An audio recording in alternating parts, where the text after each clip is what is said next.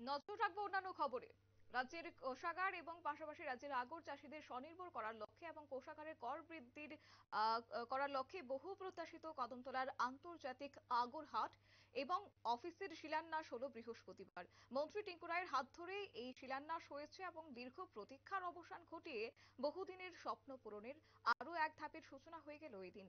বৃহস্পতিবার বৃষ্টি বিঘ্নিত দুপুর একটা নাগাদ কদমতলা বরগোল গ্রামের মাধ্যমিক বিদ্যালয়ের মাঠের পাশে এই আগর হাটে শিলান্যাস হয়।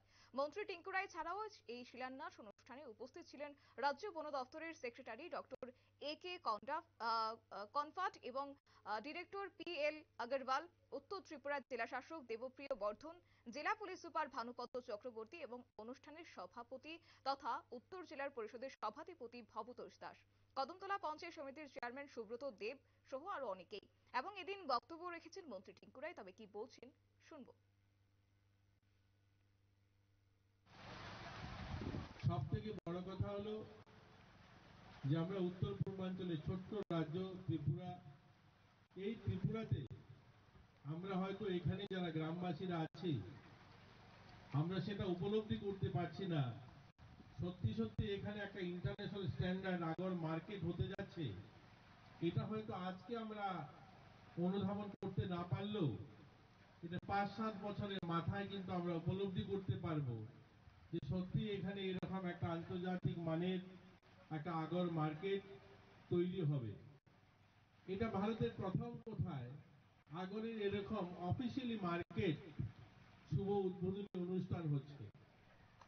আসামে মার্কেট রয়েছে, আসামে আগরের বাজার রয়েছে, কিন্তু সেখানে বৈধ মার্কেট অর্থাৎ সরকারি ব্যবস্থাপনায় বা সরকারি অনুমোদিত কোনো মার্কেট এখনো নেই। এটা প্রথমবার হবে যে সরকার অনুমোদিত, সরকারের তৈরি করা একটা আগর মার্কেট।